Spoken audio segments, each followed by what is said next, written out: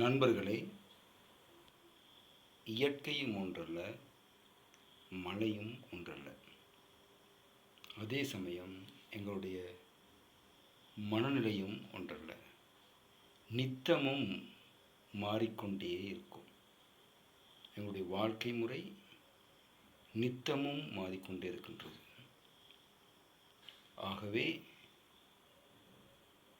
எல்லா சூழ்நிலைகளிலும் நாங்கள் மனதை ஒருநிலைப்படுத்தி சமாளித்து சந்தோஷமாக வாழுகிறதற்கு கற்றுக்கொள்ள நாங்கள் கடமைப்பட்டிருக்கின்றோம்.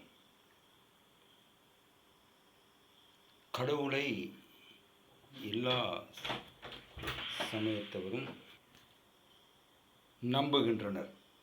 அதே சமயம் குறிப்பிட்ட விடயத்தை சொல்ல விரும்புகின்றேன். படைத்தல், காத்தல், அழித்தல், இவை மூன்றையும் நாங்கள் நம்புகின்றோம். கடவுள் எங்களை படைத்தார், காப்பாற்றுகின்றார், அழிக்கின்றார் என்ற விடயங்களை நாங்கள் நம்பினாலும் இரண்டு விடயங்களுக்கு நாங்கள் மனப்பூர்வமாய் நன்றி சொல்லுவோம். படைக்கும் பொழுதும் எங்களை காப்பாற்றும் பொழுதும். ஆனால் இயற்கை மூலமாக அழிவுகள் ஏற்படும் பொழுது எங்களுடைய மனநிலை, எங்களுடைய கைகளை கூப்பி நன்றி செலுத்தக்கூடிய நிலையில் இருக்குமா? இருக்க முடியாது.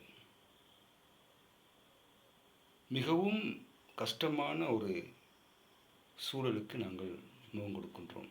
ஏன் கடவுளை இதை செய்தீர் என்று கூட நாங்கள் கேட்கின்றோம்.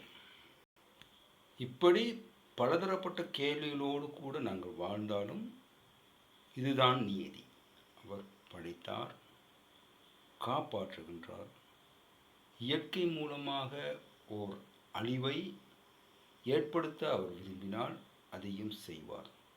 அதையும் நாங்கள் ஒப்புக்கொள்ள வேண்டியவர்களாக இருக்கின்றோம்.